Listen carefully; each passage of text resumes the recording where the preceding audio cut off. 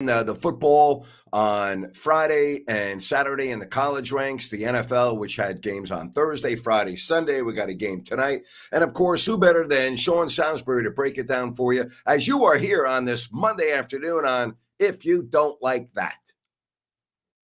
3, 2, 1, go. Sacramento miscue. Carter, stolen by Williams. And look at this. Oh, you don't like that. You don't like NBA basketball. Fox, goodbye. Oh, if you don't like that, you don't like NBA basketball. The exclamation point from De'Aaron Fox. Oh, if you don't like that, you don't like NBA basketball. Boy, that's an ESPN highlight right there. Whoa. Carlson comes in. How about this? Holy moly, Jim Bob Foley. That is a major league smush. And Sean Salisbury, I hope you had a fabulous Thanksgiving, buddy. It's always good to have you on.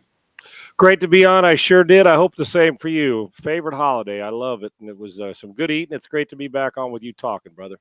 Thank you, buddy. Let's talk some college football first. In your mind, who's the best four teams? The best four, right? Forget just who I think the four best are, not where the committee has them. Yep, you. Georgia, Michigan, Oregon, and a toss-up to how they're playing, but since they got and University of Texas. I think they're playing, to me, with Washington, Alabama. Now, if you're saying how good Alabama's playing, I'm talking about what I see week to week, and I think Alabama on a great day can beat Georgia, but I don't think a lot of them can. And I think Georgia's still going to be well. I'm sure we'll get to that. Georgia, even with one loss, keeps this thing wide open in my mind. And I think they're in regardless. I don't think, as much respect as I have for Florida State, I don't think they're one of the four best teams in the country. And Washington's been up and down. Yet Washington's, hell, they got a better record than Oregon. I'm talking about what I've seen. Let's even just say the last 6 weeks. Hard to keep Alabama out of there, but to me, the four best teams in America are Georgia, Oregon, Michigan, and the University of Texas. And if it ended today, those would be the four I'd put in. All right. I don't forget about September. Alabama was not impressive at all in the month of September. Well, it's a full season, Grant. I'm with you. And they barely beat Auburn. So I'm sorry. I don't have Alabama as one of my top four teams. Like you don't. You didn't have them in your first four. I don't now. If they beat Georgia, okay. But right now, I don't think they're one of the best four teams. I don't either. Now, if they beat Georgia with the way they've been playing at this half, I always love it when we make an excuse, well, that happened in September, as if September is going to – well, I can tell you this. September is going to cost some teams an opportunity that lost early. Not Alabama. They've been going, but there are some other teams like, damn, we're pretty good. We got one loss. Oh, we lost in early October. Oh well, you still lost. Yeah. It's not our – I mean, when Texas played Alabama, the schedule was Texas playing Alabama in Tuscaloosa. They went in to kick their ass. As good as Alabama's playing, to me, it's a full body of work. And I'm probably putting a little – I don't want to say disrespect. I think Washington, who beat Oregon, over the course of it, Washington right now should be in if they – if Washington wins it, that's a no-brainer, undefeated season. I'm just talking about right now, if we line up in a round-robin tournament, I think these four are the four best teams. Now, real quick, Grant, about that is Florida State fans may be thinking, I think we have Joseph said, well, no Florida State. Here's why. And from the committee standpoint, they're going to say no quarterback and ACC is not as difficult this year. That's what you're going to hear them say. The committee wants Georgia in this Final Four, regardless of how you slice it. I'm just telling you, you and I both know it. Of course. But from my point of view, I would have, if Florida State on a neutral site played Oregon, Washington, Texas, Michigan, Ohio State, and Georgia, and maybe Alabama, I would have all those teams favored over Florida State, considering they don't have their big-time playmaker. Now, the other side of it is you could say, let's give Florida State some more respect because they lost their quarterback and are still hanging in because they got good football players. I just think when it gets right down to it for me, I'd feel real good about my four battling anybody, meaning Georgia, Oregon, Michigan, Texas. I think Oregon's going to beat Washington, although, damn, do I got so much respect for the way that they're playing. I don't think the Florida State Seminoles are getting in regardless. That I just don't, Grant, unless Iowa comes up and beats Michigan. Okay, I don't see how that could happen. I don't know how they're going to score. I mean, they got a great defense, but at least Michigan can score. So it's no disrespect to Florida State. From a committee standpoint, I don't think the committee wants Florida State in there. I don't mean viciously. I just don't think they think Florida State, because they wouldn't be out of the top 5 right now if, as an undefeated ACC team, they wouldn't be out of it if they didn't have these other teams ahead of them. But in my mind, who would be favored, who would win, I'm good with my 4 today. Georgia, Oregon, Michigan, Texas, with a lot of respect to Washington and a ton of respect to Florida State. I think those other teams are playing better, and Alabama deserves respect. If they go in there and beat Georgia, they deserve to be in, and then I think you're possibly going to get 2 SEC teams in. Sean, I want to talk about the Eagles and the Bills. That was a hell of a game yesterday that the Eagles won in overtime. Buffalo had multiple opportunities to win that game, and Philadelphia hung around and hung around. I want to talk about Josh Allen, because all but one throw yesterday, and it was a throw that really hurt Buffalo. The interception inside, deep in his territory, fourth quarter, Samuel picks it off. Other than that one throw, I don't know if Josh Allen can play any better than that. But it seems that every game we're talking about a decision that he makes that is costly. That's a trend that just doesn't seem to go away with him. One of the most explosive talents we've maybe ever had at the position. When you say that, people say he's one of the best. I didn't say that. I said when you combine athleticism, footwork, ability to throw the ball into all different kinds of places, he's one of the most talented we've ever had at the position. Fortunately, I mean, I've been watching it for 50 years. Unfortunately, I've seen some great ones. He's got some great skills, but you're exactly right, Grant. And I don't really care. I mean, he's a really good player. Without him, they wouldn't even be sniffing this. With him, they got a chance. But unfortunately, he does some things every game for the most part. He was phenomenal in the game, other than that interception and a couple plays. He was outstanding. Yet they come at the wrong time. It's not a first quarter interception when you're up 21, Grant. It's a red zone interception or backed up interception to put you in a bind. You can't do that versus Philly. And he's the biggest strength, but also can become a weakness when he gets careless with the football. And I understand, because he's so gifted, Grant. What does a guy that's so gifted do? Relies on those gifts at times when you should rely on the fact that maybe I should think that I'm not that gifted and throw the ball right there. I saw C.J. Stroud throw a fade route on 4th and 1. When in a game that they were going down to win, that why we're throwing to a tight end, that's not the decision to make. Give me something easy and let's re-tee it for a few more seconds and give us a chance. Josh Allen is a little too careless with the football. We saw it last year. He led the league in red zone interceptions, I'm pretty sure. And this year, while he's explosive, he's thrown 13 picks. That's too. You can't live there. No. And I love him. I respect his talent, but I'm with you. And, I saw Dan Orlovsky put up, and it hit me, but I thought, okay, but this is why. He said this morning, I think he was doing it with Stephen A. Smith in that group. He said Josh Allen was the better quarterback. Jalen Hurts was more clutch. And it makes sense. But you know what that tells me? Josh Allen wasn't the best quarterback, because the best quarterback is the most clutch quarterback. That's where they're missing this. And regardless of who the most skilled guy is, when it's nut cutting time and the game is on the line, and I'm going to say this as loud as everybody needs to hear this, the most poised player at that position in this league, poised. I didn't say the strongest arm. I said the most calm and poised player at that position in this league is the Philadelphia Eagles quarterback, Jalen Hurts. I don't disagree. His decisions under pressure, that's what makes you the best quarterback, not the skill set. The skill set may make you the most talented quarterback, and he's talented as well as Hurts, but the clutch quarterback ends up being the best quarterback in all cases. Number 12 in New England, number 7 in Denver when he was there. We see it, Peyton Manning, and Hurts has got that. Mahomes has got it in him, but I'm talking about just pure poised. To me, I don't think you can find better than Jalen Hurts at that position, poise-wise. I don't disagree. And raise your hand if you had Buffalo and Cincinnati missing the playoffs at the beginning of the season, and Cincinnati's not going to the playoffs, and Buffalo I don't think is going either. I just don't see it. There's so many teams in the hunt range. You know what's crazy about Buffalo? is Grant, if they got in, they're dangerous enough to get to the Super Bowl in the Of They course. can beat Baltimore. They can beat Yep. Kansas City on the right. They can. Hmm. But and let me go back to now we talk about the college winning and losing in September. It's still important in my book is we count them all is when people say, oh, you got to win in November and December. Well, if you don't win in September and October, November and December, I mean, consistently, you're in a chase mode anyway. So teams that win early, like the Eagles, now they're going to, I don't want to say coast, but they're going to find their way. If they lose 2 more games, they're going to be 14-3 on the year. Yeah. Because you take care of your business early, you got a chance to blow one like this week late. Can't do it. And so I at this point in time, and Miami's playing pretty good football, Buffalo's going to have to win, 5 out of their next 6 for sure, 4 out of their next 6 to get in. And I don't know if consistently they're playing good enough football to do it, yet they're talented enough. Yeah, we got Philadelphia hosting San Francisco this week.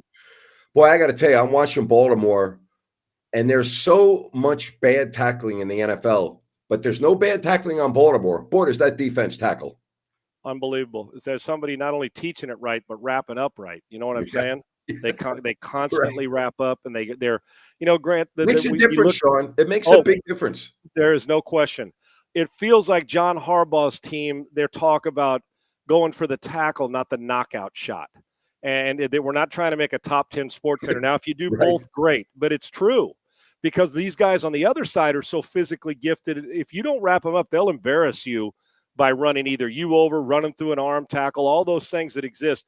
And I'm going to tell you, as good as we know Lamar Jackson is and that they can make plays offensively, that they're tackling and being in the right place, alignment and assignment, knowing where they're supposed to be, is going to be a big reason why they will be a tough out, even more so than maybe their offensive skill set. I think their defense is going to be the reason, and their tackling. If they get where they want to go, you're going to look at that defense and say they just don't miss tackles in space. They're really, really good at making sure they secure it and get after you. How about Frank Reich? Gone, fired, head coach, Panthers, no longer. Grant, the David Tepper, the owner of the Carolina Panthers, beats to a drum that I don't think a lot of us are familiar with, not only bank account, but just when it comes to football. Right. And that's why sometimes great football people need to hire the great football people in the front office, and you go sign your paychecks and let them do their job. Do I think we hire guys after 1 year, a good coordinator? I'm not talking about Frank. We hire guys that probably aren't ready yet, Grant, to be leaders of a locker room. X's and O's, yes, but in certain cases, we'll hire. Like, I don't think Brandon Staley, leadership-wise, was ready for the Charger job after watching what I've seen. X's and O's he is, but on the sideline, the ability to do what he does, I don't think he was ready to lead the men the way you want, because I'm a big leadership buy-in guy for my head coach. I can find X's and O's guys anywhere. I can give you X's and O's. Great leaders in the building. Frank Reich, listen, Frank is a hell of a quarterback coach and a really good offensive coach. He was saddled with a team that's not very good. We fire on the other side. Sometimes we hire guys prematurely. On the other side, we fire coaches way too soon. I understand. Brandon Staley's had a good run with Herbert. I mean, he's still coach. You got to get more out of that team. Frank's been there 11 games, and I'm telling you the main reason why is the lack of offensive production from their quarterback. They're blaming it on Frank Reich, Deuce Staley, and on Josh McCown. It's I confess they did it. They'll go get somebody else. But how in the world do you give a guy a chance to build? If you're comparing it to C.J. Stroud, don't. That's not normal. What Bryce Young's doing for a rookie is kind of normal. Okay, yes, losing, having some good plays and some bad ones. But Dave Tepper's probably not your best judge of football situations. Yeah. But I think he felt that they were going the wrong way, Grant, not just staying flat. We're just not good. It's all about that. I don't think he felt, just from my vantage point, that they were improving at all. And that put him in a bad way. Do I think it's premature? Yes. And I'd say that whether it was Frank Reich or anybody else coaching 11 games. Are you cutting a player after 11 games and he hasn't played well? You're going to cut Bryce Young? No, you're not cutting Bryce Young. You want to know why? Because Bryce Young's in 11 games. We got to let this fester. I think it was too premature. Frank deserved better, but nobody's going to say that for the most part, because on a 1-10 team, they're going to say they're 1-10. You got to give Bryce Young some help. Frank Reich has to apologize to nobody for what kind of coach he's been. It's just the last two stops, the last part of Indianapolis Colts and the first part of this have not been real good. And you know what it boils down to in truth? He got poor quarterback play from Carson Wentz at the end, and he got poor quarterback play this year and poor offensive performance from his team. But their talent doesn't match up to a lot of the teams in this league. I would have given Frank another year, but Dave Tepper, like I said, he beats to a drum that a lot of us aren't familiar with. All right, Cody says big game coming up this week as it's the Broncos and the Texans. You know, I got to tell you, I got to give Sean Payton a lot of credit. I had them buried. They looked horrible. They look as bad as any team in the NFL, and they've turned it around. And then you're in Houston. They lost a tough game yesterday. But basically, the loser of this game coming up this week will not be in the playoffs. That's the way I see it. Yeah. Agreed. And the winner may have a strong case for a good wild card. I mean, that's how close it is in the hunt bunched group. Grant, you know what's great? And I think if you're like going back to Carolina, if you're Carolina and you're watching C.J. Stroud, if you're Carolina and you're watching what he's not a first-year coach, but a new coach in a new situation is doing after getting their ass handed to him the first month of the season, Grant. The Denver Broncos were humiliated. They gave up 70 friggin' points. Yeah. That's like high school stuff, a 6A in Texas playing against a private school that's got 200 kids at it with no shot, right? And Sean Payton delivered as Denver expected him to. And he's also taken a quarterback who was as bad as we saw in the league on a consistent basis last year. Skittish, did not make any plays for the most part. 20 touchdowns and 4 picks. Yeah. Their defense is playing better. You could have willed. Grant, go back to your Giants team in 2007. Gave us 35 and 45 points, I believe, in their first 2 games. They were being laughed at in the locker room. Went 7-1 on the road, went on the road in the playoffs, and beat an undefeated 17-0 team in the playoffs in New England to win a Super Bowl. I'm not saying Denver's going to do that, but I'm telling you, 5 in a row, quarterback's playing well. They were laughed at. Coaches turned it around. He's tough, like Coughlin's tough too. Is Sean Payton? I'll guarantee he had some conversations with Russ Wilson that weren't comfortable early on. They've turned it around. They're playing tougher. This is a huge game. A month and a half ago, I'd have had the Texans beating their ass by a touchdown. Right now, while the Texans are favored, I'm not sure the Texans should be favored as good as they've played. The Broncos are hotter. This is going to be a hell of a game. And you're right. The loser probably stays home in the playoffs. And Denver's going to have their hands full because C.J. Stroud has got that poise I was talking about that you just don't seem to be able to rattle him. I just didn't like the way they protected the quarterback. I didn't like the way they didn't get after Trevor Lawrence. And they gave up 4 40-plus yard plays in the game in the back end. You ain't winning many games against teams if you're doing that. Texans are going to have to fix that, or Russell Wilson will hammer them too. I got a story for you. You brought up 2007 and the Giants. Week 2, they were home to Green Bay.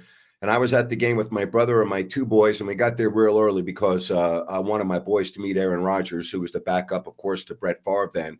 The Giants got humiliated on that game. I'll never forget this.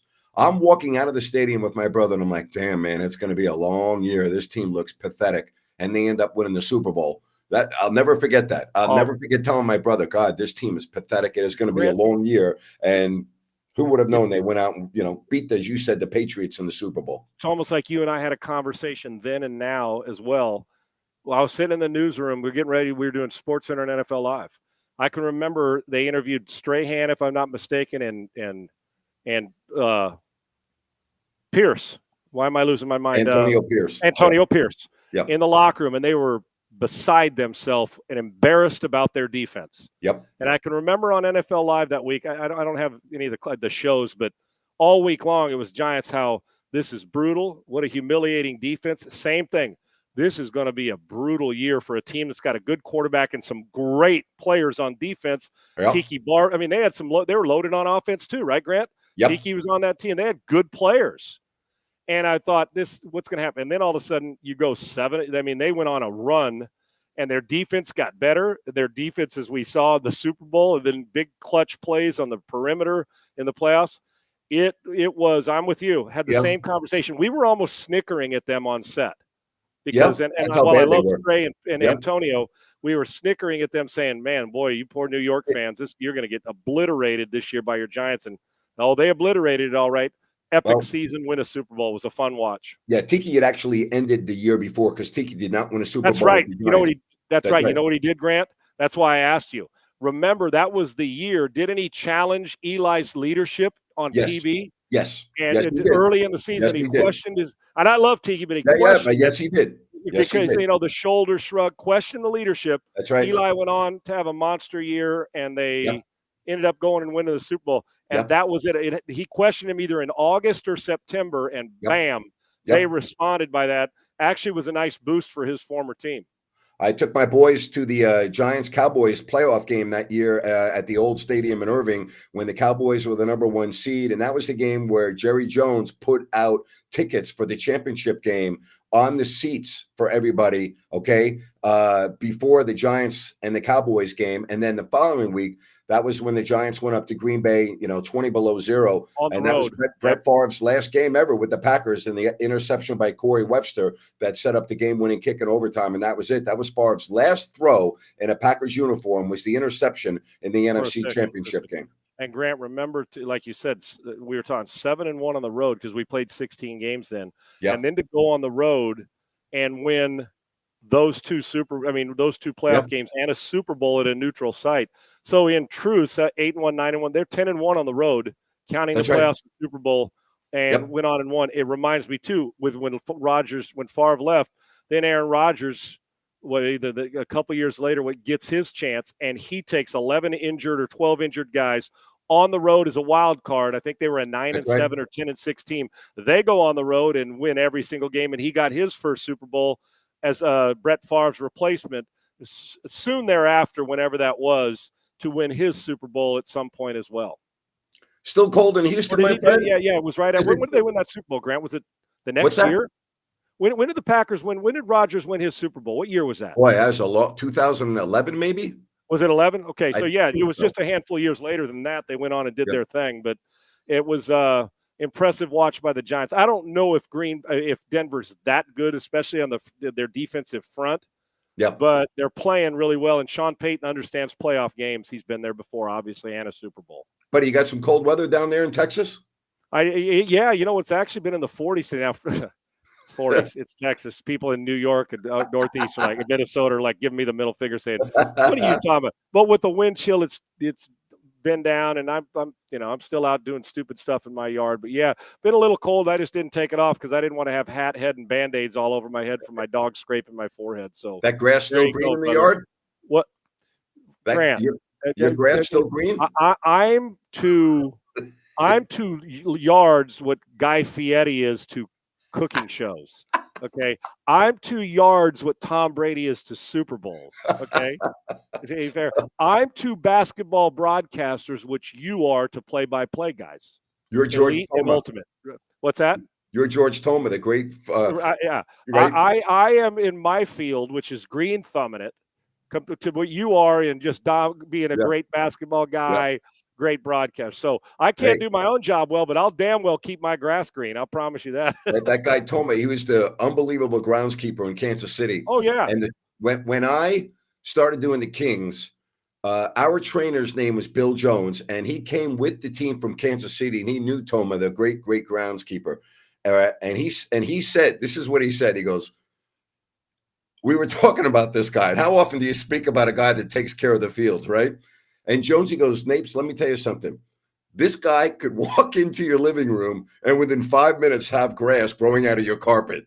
Oh, yeah. And it wouldn't be out on the patio. It'd be inside with it covered where no sun's hitting the inside. Right. That's it. He's like Dave Zinkoff with the Sixers as the public address guy. When Zinkoff walks into your building, the whole thing changes, and it's all good because we had Zink doing public address. But you're right. The sod god, Grant Napier, it's all mixed in. And then there's me. I'm no sod god, but I'm keeping my grass green, brother, and flowers growing even in the wintertime. I love it. You take care, buddy. You have a great week. I love you, my man. Thank you as always. Keep up the great work. All right. You're the best. Love you too, buddy. He is an absolute dandy.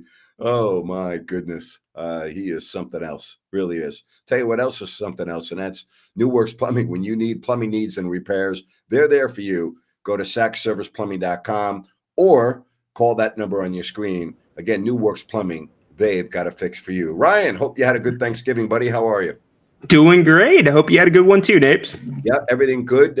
Kings begin a stretch of 10 of 11 at home tomorrow, taking on the Warriors. Good news, Keegan Murray went through a full practice today and looks like he's going to be good to go.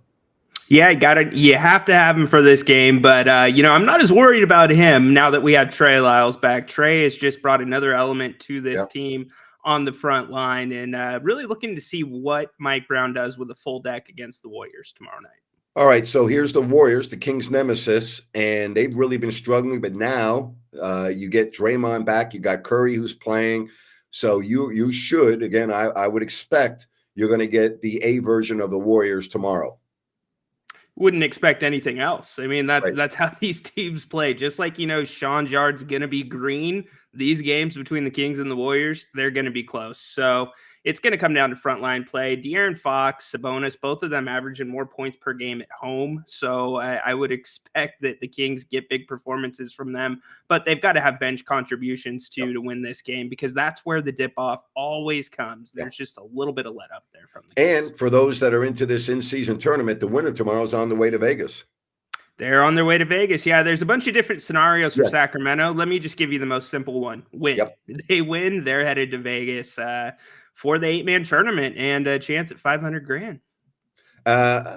You don't have to get into all the scenarios, but that's the easiest one. Just go out and win.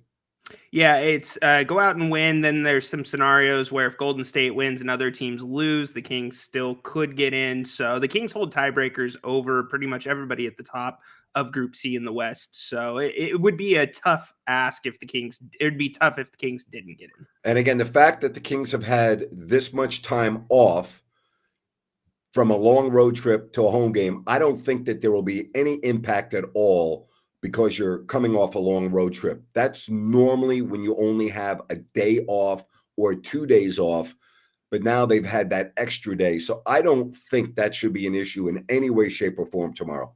It better not, Grant. I mean, this is about as long of a break as you get in between games in the middle of the season. So I think it came at the right time for the Kings getting healthy, which they absolutely need. Keegan Murray, like you said, full practice today. So expect them to be rolling. And then they're going to walk into an electric atmosphere. Always is when the Warriors are in town.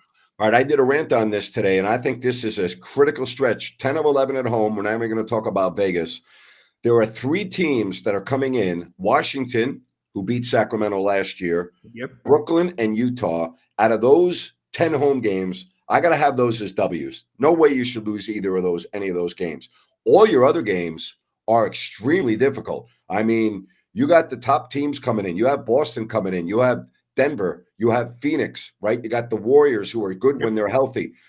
You've got Minnesota in. You got, I think, Oklahoma City comes in again. This is going to be a critical stretch in this season for the Kings. Right now, Ryan, they're 4-1 at home. Last year, the home court was their bugaboo, even though they finished 3rd in the West. This could really set the tone for the rest of the season as far as home court goes.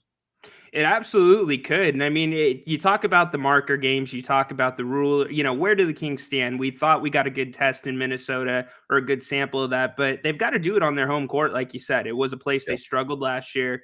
But I think those games are going to be games that the Kings show up for. I mean, granted, they're playing tough opponents, as you said, but they play up to their opponents' levels. And I think with the crowd behind them, we shouldn't experience too much turbulence. Oh, boy, it should be an absolute dandy. That is coming up for you tomorrow. Hey, Bennett's, their new location is in Roseville, Bennett's West Side Grill, one of 3 locations. Don't forget about the happy hour specials and on drinks and the appetizers. Of course, prime seafood and steak at Bennett's. And the Bennett's West Side Grill is their newest restaurant. Again, check it out at the Blue Oaks Town Center in Rockland. To make a reservation or more, just go to bennettsrestaurants.com. Well, Monday Night Football tonight, Minnesota and Chicago. Big week of NBA basketball and, of course, college football this weekend with all of the conference championship games. It's going to be a hell of a week.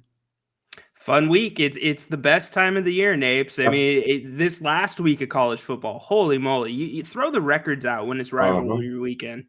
So fun to see what will happen. Keep your eyes on the SEC, but exciting times in early November or late November, early December. All right. Don't forget tomorrow. All right. Pregame with Ryan, halftime with Jerry Reynolds, postgame with me and Ryan we're right here on my YouTube channel. Please subscribe. If you have Yes. not already done so, just hit the subscribe button. You'll be notified of whenever we do a show. Also, please give us a thumbs up. We would greatly appreciate it. That is tomorrow. Going to be a heck of a day. This atmosphere, it's going to be a playoff atmosphere at the arena tomorrow. Yeah, it should be. I mean, the Kings have given this fan base the fan base should be on their feet cheering for them when they come out for their warm-ups based off of this last road trip. Yep. And, you know, it's always fun to make those Warriors fans take that drive back up 80 with a loss, which we haven't done lately in That's right. Sacramento. So and you know there will be a lot of Warrior fans in the building. There always are. always are, yeah. So it's a game that you don't need to get ready for. The crowd gets you ready enough. So it's going to be a good one, Napes. All right, Rhino, thank you very much. And to everyone else, thank you. And don't forget, coming up at the top of the hour, I'll be over on Listen App. So if you have not yet downloaded Listen App to your phone, easy to do, Listen App, and I'll be doing a show. For those of you that have not joined me on Listen App, it's basically a radio show over the internet on an app. It's a lot of fun. I'll be doing that beginning at 4:00. You take care, everyone. Thank you very much for being here, and we'll talk to you back here tomorrow. Again, Ryan with the pregame, halftime with Sherry, postgame, Kings and Warriors. Have a great rest of your Monday, everybody.